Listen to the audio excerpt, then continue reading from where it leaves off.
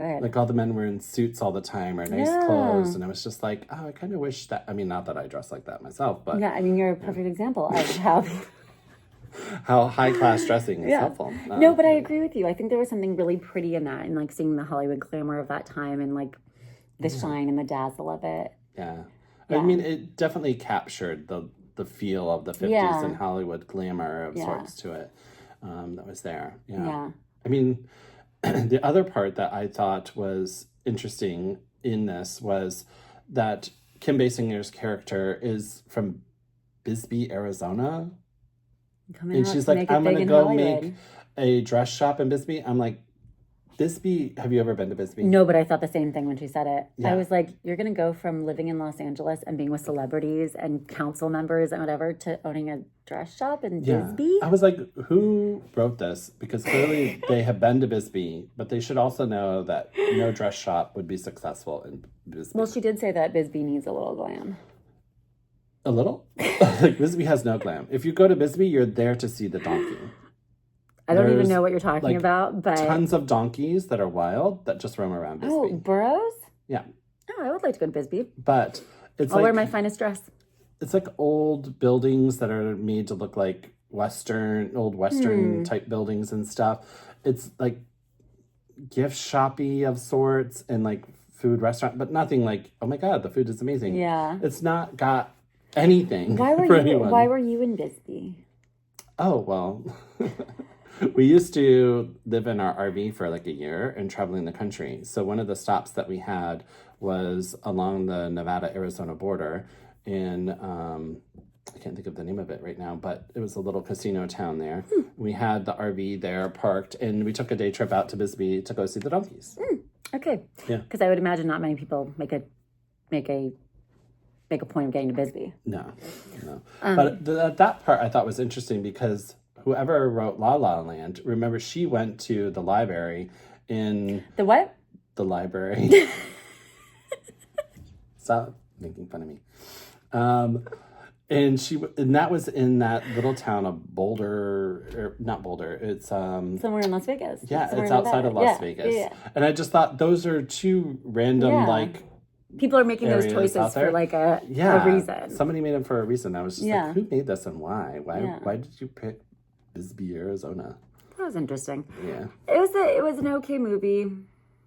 Yeah. I don't think I'm going to watch it again. Oh, I don't. I will say that also when Russell Crowe.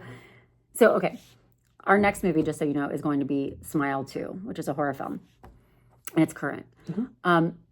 I'm not a horror film person. But I had told Marcus, my husband, that was our next movie. And he was like, yeah, good luck with that. And I was like, I can do it. I'm a big girl. And then last night, we got to the part where Russell Crowe found Buzz Meeks' body under the house. Oh, yeah. And I jumped. And this should be interesting then. I was just going to say, I'm a little nervous about Smile 2. Because that was clearly going to be a dead body. And rats. I don't know, the rats, they scared me. Everything scared me. I thought it was kind of cute that the old lady was like, there must just be a dead rat behind this wall. And she just rolled up a towel and put it under the door. Well, I was like... Meanwhile, like a man is like... The smell of a dead rat and the smell of a dead body are very different. I feel like she knew. Have you smelled both? No. But in my mind, they're very different.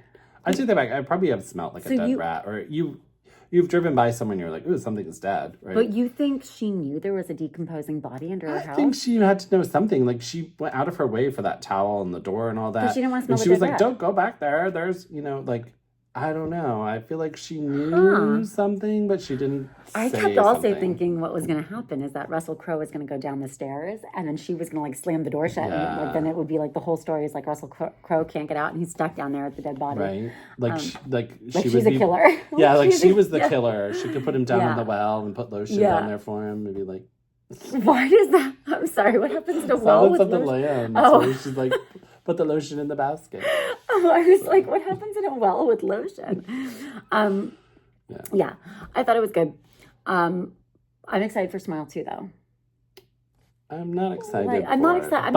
I'm excited for something a little current, a little more, I wonder if we watched these back when they came out, if we would have thought differently about them. Maybe. So maybe that adds a little something to it. But I think that's also a testament to a show. Does it carry that, same feel? Because I feel like there's some movies that you watch and you're just like, this is iconic, and I love it. Like Wizard of Oz, right? You watch that. Do we need to review that next?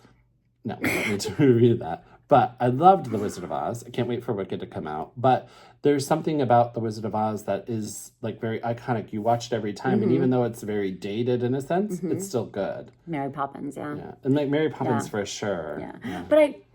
But I think also the fun thing about reviewing movies is I think the more current ones are fun for us to review, being like, we're not Siskel and Ebert, right? We're not that old or that dead. But thankfully we're not dead. This would be a very different podcast. Yeah. Well, we are dead. Well, we are dead. Why we're pushing up daisies. But I think it's easier, or we find more to review in things that are more current because we have more experience with, the current things than we do with like this. Like I was watching, in 1998, I was like 2. Yeah. Okay. Yeah. I was just barely 4. But you know what I mean? Right. Like, I think there's more to review. And I think when we watch, like, these kind of older films, it's a little bit harder because you're like, the things that I pick up on were like, why is Kim Basinger so pretty? Right. And so, yeah. But anyway, we're going to do a poll on this podcast to ask if you feel that this movie, LA Confidential, is a Christmas classic or not. And while we're on the subject of Christmas classics, if you have not seen Daddy's Home and Daddy's Home 2, I highly recommend them. They're the best Christmas movies. Christmas movies either, but they are better. But anyway, The Elf is the best Christmas movie. I beg to differ, and we could talk about that at Christmas time. We need a separate poll. we can do that during the holidays. But I do want to know if LA Confidential is seen as a Christmas movie a la Die Hard to our audience. So we will link a poll to that. And what thumbs up are we giving this? I'm giving it Russell Crowe hot. Yeah, if Russell Crowe wasn't as hot as he was back then. It's like the meter, it's trying to go up, but I can't, yeah. I'm there. At least I'm not thumbs down. No, not thumbs down. Okay, answer the poll.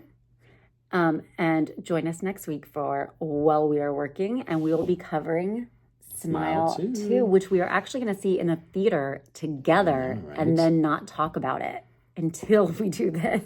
Again, not why we are supposed to be actually working. Sheila from HR. We are not working. Live from the podcast while we are working. Till next week. See ya. Bye. Bye.